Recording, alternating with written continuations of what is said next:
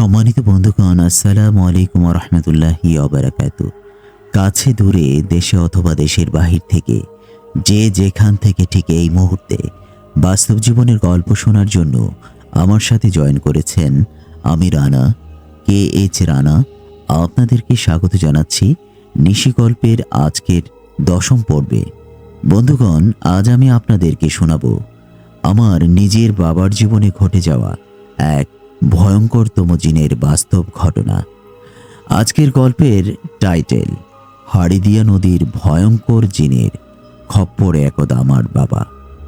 বন্ধুরা, শুরু থেকে শেষ পর্যন্ত আমার মুখে আমার বাবার জীবনে ঘটে যাওয়া এই ভয়ঙ্কর বাস্তব ঘটনাটি শুনলে আপনাদের খানিক সময়ের জন্য হলেও মনে হবে যে আপনি এক ভয়ঙ্কর অন্ধকার রাতে সাঁকো দিয়ে নদী পার হচ্ছেন, আর সেই সাঁকো নাড়িয়ে আপনাকেই নদীতে ফেলতে চাইছে ভয়ঙ্কর কোনো জিন।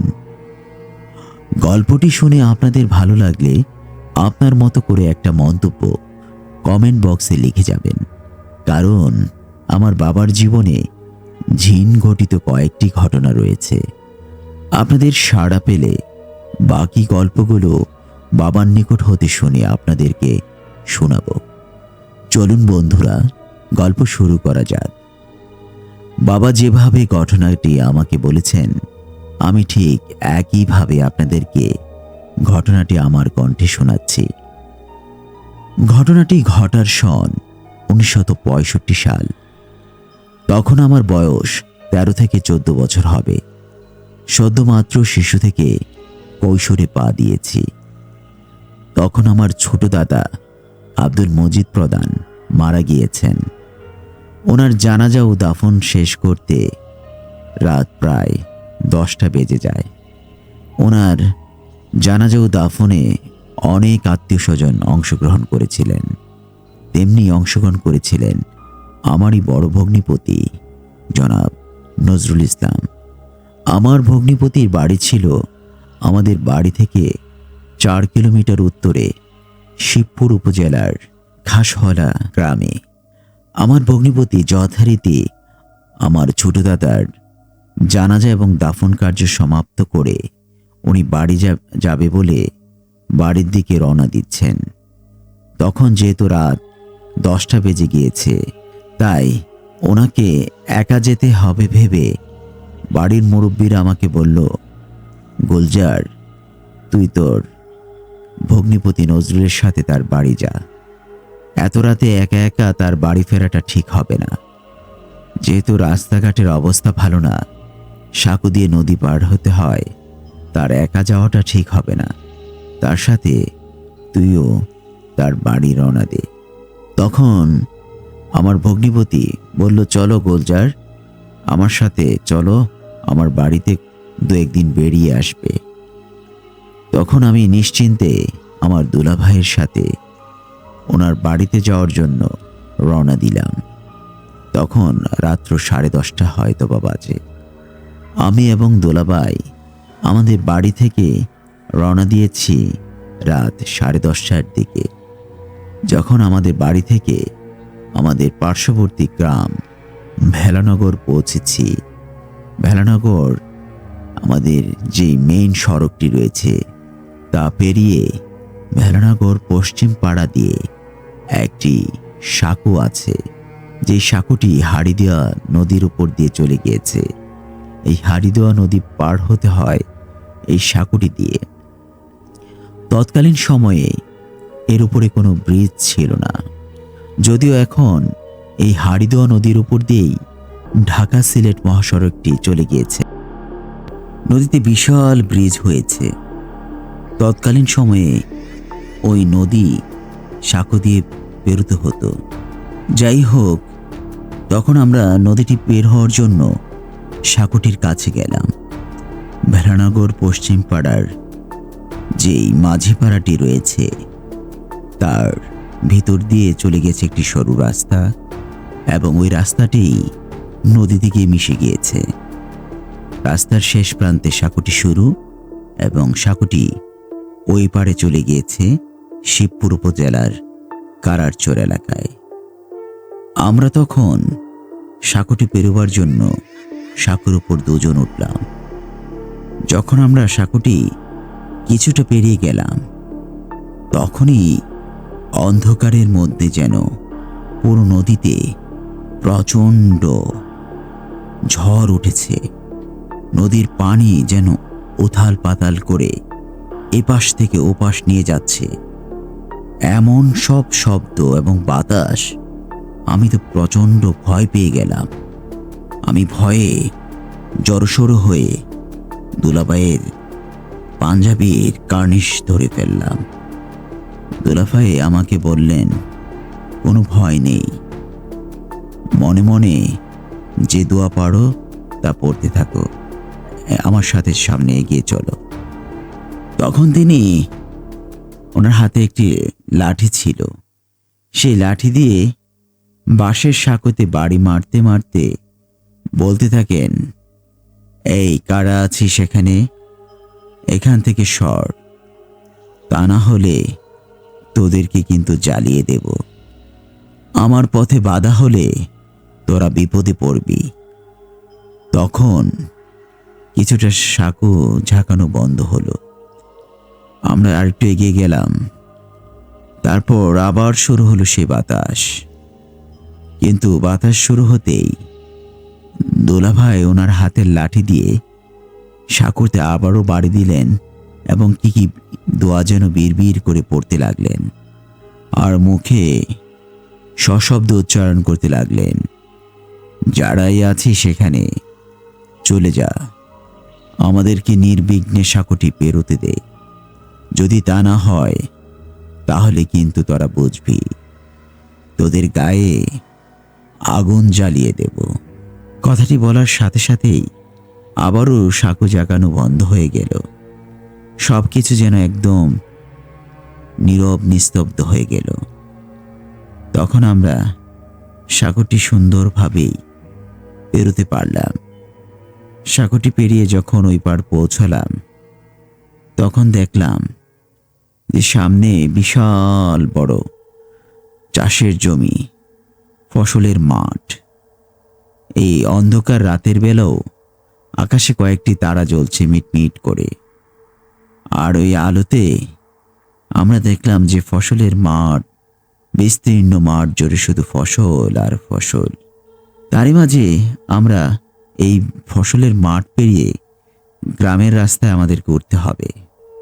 যখনই আমরা এই ফসলের মাঠ দিয়ে পেরোতে শুরু করলাম, তখনই দেখি বিশাল দুই সাদা রঙের ঘোড়া আমাদের সামনে দিয়ে দৌড়ে যাচ্ছে আর রি রি শব্দ করে চিল্লাচ্ছে।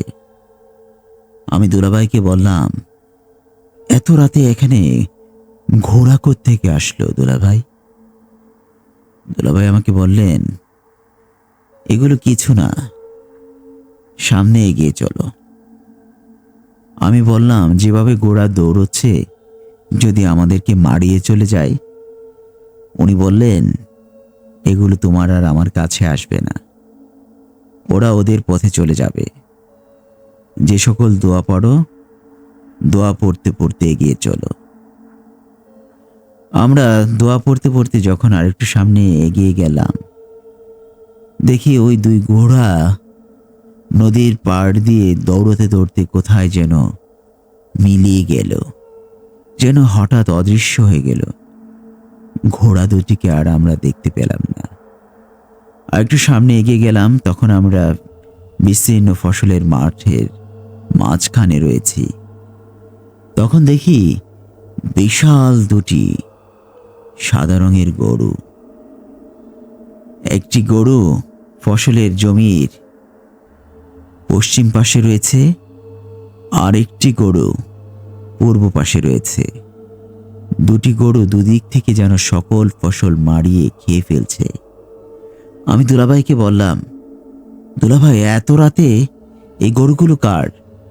মানুষের জমির ফসল তো সব খেয়ে ফেলছে। দুলাভাই বললেন, সম্ভবত এগুলো নায়েবের গরু, রাতের বেলা ছেড়ে দিয়েছে, তাই এগুলো ঘাস খাচ্ছে। আমি বললাম, ঘাস খাচ্ছে কোথায়? এগুলো তো সব ফসল খেয়ে ফেলছে। তখন তিনি বললেন, এগুলো ফসল খাচ্ছে না, ঘাসই খাচ্ছে। তুমি তোমার মতো এগিয়ে চলো, ভয় পেও না। তখন তিনি ওনার হাতে থাকা সেই লাঠিটি দিয়ে বলল, এই সর সর, তোরা সর, আমাদের পথে বাধা হবি না। তোরা তোদের মতো চলে যা, আমরা আমাদের মতো মাঠ পেরিয়ে আমাদের গন্তব্যে চলে যাই। তখন গরু দুটি দৌড়তে দৌড়তে এপার থেকে ওপার দৌড়চ্ছে, আর দুলাভাই হাতের লাঠি দিয়ে ফসলের মাঠে কি যেন এভাবে এঁকে দিলেন, আর বিড়বিড় করে কি যেন দোয়া পাঠ করতে থাকলেন। ওনার এই দোয়া পাঠ আর আঁকি ঝুঁকি দেখে আমার তখন মনে সংশয় জাগলো যে এগুলো কি হচ্ছে আমাদের সাথে। তখন দুলাভাই আবারও বললেন, এই তোরা সর সর সর, তোদের মতো তোরা চল, আমাদের পথে আমাদের চলতে দে। এভাবে বলার পর একটু পর আমরা দেখতে পাই গরু দুটি গায়েব হয়ে গিয়েছে। গরু দুটিকে আর কোথাও আমরা দেখতে পেলাম না। গরু দুটি যেন এই বিস্তীর্ণ ফসলের মাঠে মিলিয়ে গেল। তারপর আমরা যথারীতি এগিয়ে গেলাম, সামনের দিকে এগিয়ে যাচ্ছি বিস্তীর্ণ ফসলের মাঠ পেরিয়ে। যখন আমরা গ্রামের মেট্রো রাস্তায় উঠলাম, তখন আমাদের বেশ কিছু পথ বাকি রয়েছে, কারণ এই মাটি পথ দিয়ে হেঁটে যেতে যেতে আমাদেরকে সামনে গ্রামের বিশাল বিস্তীর্ণ যে সরু বাঁশবাগানের মাঝখান দিয়ে রাস্তাটি চলে গিয়েছে তা পার হতে হবে। তখন আমরা এগিয়ে চললাম।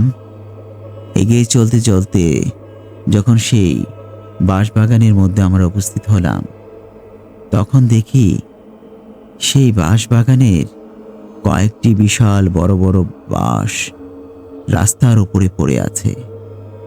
যেমন রাস্তার উপরে কেউ এগুলিকে টেনে ওপর করে রেখে দিয়েছিল, যেন পায়ে পথ হাঁটা রাস্তাটি কেউ ইচ্ছে করে এই বাঁশ দিয়ে বন্ধ করে দিয়েছে।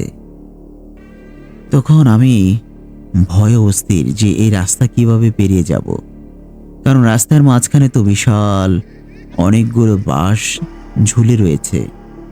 আমি ভয় অস্থির হয়ে বললাম, দুলাভাই এখন কি হবে, আমরা রাস্তা কিভাবে পার হব? রাস্তার মাঝে তো অনেকগুলো বাঁশ পড়ে আছে। তিনি বললেন, ভয় পেও না, সূরা পড়তে থাকো আর চলো আমার সাথে। তখন দেখলাম তিনি যেন মনে মনে আবারও কি বিড়বিড় করে পড়ছেন, আর ওনার হাতের লাঠিটি দিয়ে রাস্তার সামনে গিয়ে আবারও রাস্তা এভাবে বাড়ি মারছেন, আর বাঁশগুলোকে বললেন, উপরে উঠে যা, উপরে উঠে যা, যদি রাস্তা পরিষ্কার না করিস তাহলে তোদের কপালে কিন্তু দুঃখ আছে, তোদেরকে আমি জ্বালিয়ে দেব। রাস্তা থেকে সর, বাঁশগুলো সরা।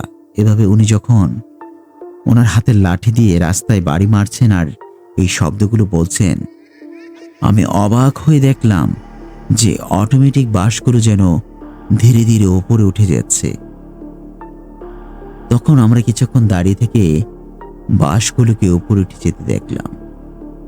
বাঁশগুলো যখন উপরে উঠে গেল, তখন আমরা ধীরে ধীরে দোয়া পড়তে পড়তে এই বাঁশবাগানের নিচ দিয়ে চলে গেলাম।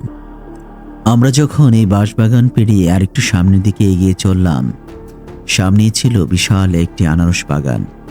এই আনারস বাগানের মাঝখান দিয়ে সরু মেট্রো রাস্তাটি চলে গিয়েছে। এই রাস্তাটি পেরোলেই সামনে একটি বড় কাঁচা সড়ক, আর ওই সড়কের ওপারেই আমার দুলাভাইয়ের বাড়ি। আমরা প্রায় কাছাকাছি বাড়ির পাশেই চলে এসেছি। শুধুমাত্র এই আনারস বাগানটি পেরোতে পারলেই আমরা ওই রাস্তায় উঠে যাব। আমরা আনারস বাগানের মাঝখান দিয়ে একটু এগিয়ে যাচ্ছি, তখন দেখি একটু সামনে এসেই আনারস বাগানের এই সরু মাটির রাস্তাটিতে দুটি বিশাল বড় বড় সাপ ফনা তুলে বসে আছে। রাস্তার ঠিক মাঝখানে দুটি সাপ বসে আছে। আমি তো ভয়ে অস্থির, আতঙ্কে দুলাভাইয়ের আবারও পাঞ্জাবির পিছনে আঁকড়ে ধরি এবং ওনার সাথে প্রায় লেগে দাঁড়িয়ে থাকি। আমি বলতে থাকলাম, দুলাভাই, এখানে এত বড় সাপ আসলো কোত্থেকে? উনি বললেন, ভয় পেও না। তখন দেখলাম তিনি তার হাতের লাঠি দিয়ে আবারও রাস্তায় আঁকিঝুঁকি কি একটি আঁকছেন আর বিড়বিড় করে কি যেন পড়ছেন। আর ওনার হাতে থাকা হারিকেনটি উঁচিয়ে রাস্তায় ধরে কি যেন পড়তে পড়তে কয়েকটি বাড়ি মারলেন আর বলতে লাগলেন, এই তোরা রাস্তা থেকে সর, আমাদেরকে আমাদের গন্তব্যে যেতে দে, তা না হলে তোরা বিপদে পড়বি। তখন সাপ দুটি যেন আমাদের কথা কর্ণপাত না করে আরো ফনা তুলে ফুসফুস করতে লাগলো। দুলাভাই তখন আবারও ওনার হাতের লাঠিটি দিয়ে রাস্তার মাঝখানে কয়েকটি আঘাত করলেন এবং বিড়বিড় করে কি যেন দোয়া পড়তে লাগলেন। সাপ দুটিকে বলতে লাগলো, তোরা রাস্তা থেকে সর, তা না হলে তোদেরকে আমি কঠিন শাস্তি দিব, তোদের সামনে মহাবিপদ, তোদেরকে আমি জ্বালিয়ে দেব, এখনই তোরা রাস্তা থেকে সর, আমাদেরকে যেতে দে। যখন উনি এভাবে বলতে লাগলেন এবং দোয়া পড়তে লাগলেন আর ওনার হাতের লাঠিটি দিয়ে ওই মাটিতে বারবার কয়েকটি আঘাত করলেন, তখন সাপ দুটি ফনা নামিয়ে সরসরিয়ে ওই আনারস বাগানের মধ্যে ঢুকে গেলেন। আর যাওয়ার সময় হুবহু মানুষের কণ্ঠে বলতে লাগলেন, যেন একটি নাকি কণ্ঠে বলতে লাগলেন, বেঁচে গেলি তোরা, বড় বাঁচা বেঁচে গেলি, এবারের মতো বেঁচে গেলি তোরা। এভাবে যখন সাপ দুটি নাকি কণ্ঠে মানুষের মতো কথা বলতে বলতে চলে গেল, আমি তো ভয়ে অস্থির, আমি ভীষণ ভয় পেয়ে যাই। কিন্তু দুলাভাই মোটেও ভয় না পেয়ে আমাকে হাত চেপে ধরে সাথে করে নিয়ে চললেন। তখন আর কিছুই ঘটল না, সব কিছু যেন স্বাভাবিক, একদম শান্ত নিরিবিলি পরিবেশ। আমরা তখন এই আনারস বাগান পেরিয়ে মাটির কাঁচা রাস্তায় উঠে যাই এবং ধীরে ধীরে মাটির কাঁচা রাস্তা দিয়ে একটু সামনে এগিয়েই আমাদের দুলাভাইয়ের বাড়ি।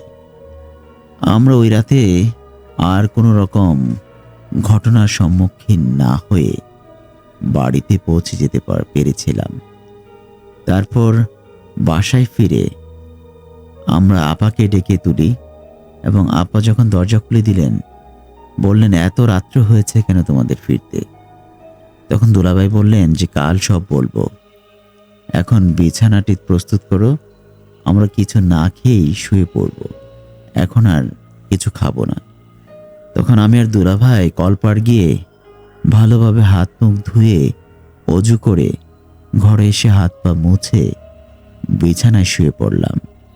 দুলাভাই বললেন, গুলজার, আজ আর রাতে কিছু খেতে হবে না, আমরা শুয়ে পড়ি, কাল সকালে কথা হবে এবং সকালে ভালোভাবে নাস্তা করবে।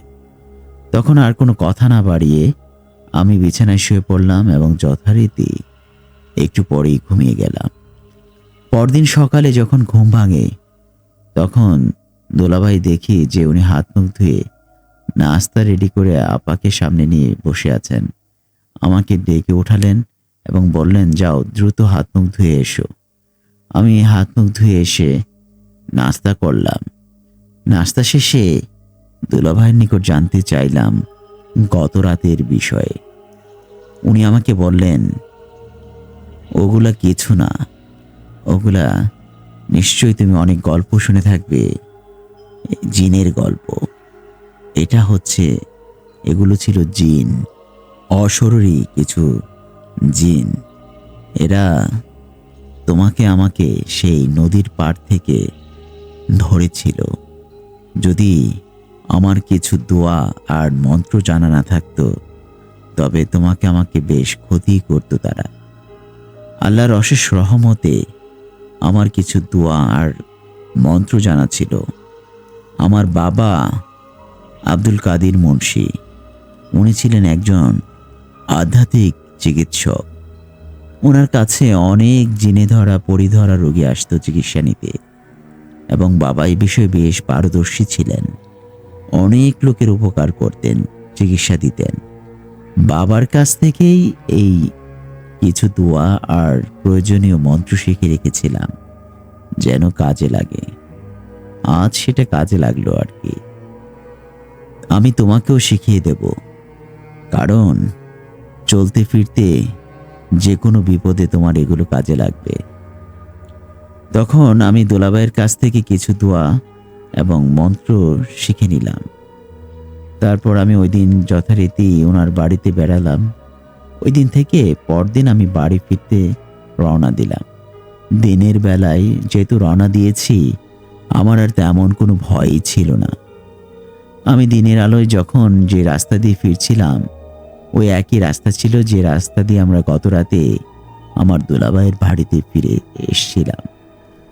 ওই রাস্তা দিয়ে যেহেতু আমার দোলাভাইয়ের বাড়ি এসছিলাম, ওই রাস্তা দিয়ে আমার বাড়িতে আমি ফিরছিলাম। ফেরার পথে দেখলাম যে সব কিছুই স্বাভাবিক। আনারস বাগানের রাস্তাটাও ঠিক আছে, সেখানে কোনো সাপের লেশমাত্র নাই। আমরা যখন সে বিস্তীর্ণ ফসলের মাঠে আসলাম, দেখলাম যে ফসলের মাঠ সব ঠিক আছে। গত পরশু রাতে যে দেখেছিলাম যে গরু সব ফসল খেয়ে নিচ্ছে, দেখলাম যে একটা ফসলেরও কোনো ক্ষতি হয়নি। যেভাবে জমিতে ফসল ছিল ঠিক সেভাবেই যেন আছে। নদীর পাড়ে যেভাবে ঘোড়া দুটিকে দৌড়তে দেখেছিলাম, যে সেখানে তো নিশ্চয়ই ঘোড়ার পায়ের ছাপ থাকার কথা, কিন্তু আমি কোনো পায়ের ছাপই দেখতে পেলাম না। দেখলাম যেন সব স্বাভাবিক। সাঁকোটিও যথারীতি নির্বিঘ্নে নির্ভয়েও পেরিয়ে আসলাম। কোনো প্রকার ঘটনাই আর আমার ঘটল না। তারপর আমি বাড়িতে ফিরে আসলাম, এবং এই ঘটনাটি আমার আজও মনে পড়ে। সেই ভয়ঙ্কর রাতের ঘটনা, যা আমার দুলাভাইয়ের সাথে বাড়ি যাওয়ার পথে ওনার ঘটেছিল। আমি আজও সেই গল্পগুলো, ঘটনাটি ভুলতে পারিনি। আমার জীবনে পরবর্তীতে আরো কিছু জিনের সাথে সাক্ষাৎ হয়, ঘটনা ঘটে। আমি পরবর্তীতে সময় পেলে সেগুলো অবশ্যই আপনাদের সাথে শেয়ার করব। আজকের মতো এখানেই বিদায়। আপনারা ভালো থাকবেন বন্ধুরা। এই ছিল আমার বাবার জীবনে ঘটে যাওয়া অন্যতম একটা ঘটনা ছিল, জিনের সাথে ঘটে গিয়েছিল ওনার জীবনে ঘটা। ওনার বয়স তখন ছিল 13 কি 14 বছর। সেটি স্বাধীনতার পূর্বের ঘটনা, 1965 সালে ঘটে গিয়েছিল। তখনকার সময়ে তো এত আধুনিক বৈদ্যুতিক লাইন এত কিছু ছিল না। সব কিছু ছিল অন্ধকার গুটগুটে। এত রাস্তাঘাট উন্নতি ছিল না, ছিল না পাকা রাস্তা, ব্রিজ। মানুষ নদীগুলো পার হতো সাঁকো দিয়ে। বন্ধুরা, আশা করি গল্পটি আপনাদের কাছে ভালো লেগেছে।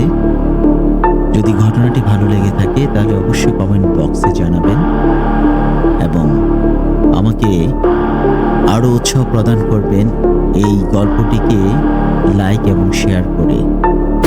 এবং অবশ্যই আমার এই চ্যানেলটিকে আপনারা সাবস্ক্রাইব করে আমার পাশে থাকবেন। আপনারা পাশে থাকলে আমার আগামীতে গল্প বলতে আরও আমি উৎসাহিত হব। অবশ্যই পাশে থেকে উৎসাহ প্রদান করবেন। যদি পাশে থেকে উৎসাহ প্রদান করেন, আমার আগামীর পথ চলা আরও মসৃণ হবে। বন্ধুরা, পাশে থাকুন। পাশে থাকতে থাকতে ভালো লাগা ভালোবাসা হয়ে যাবে। আজকে আর কথা না বাড়িয়ে আজকের মতো এখানেই বিদায় নিচ্ছি। সকলে ভালো থাকবেন, অন্যকে ভালো রাখবেন। আল্লাহ হাফেজ।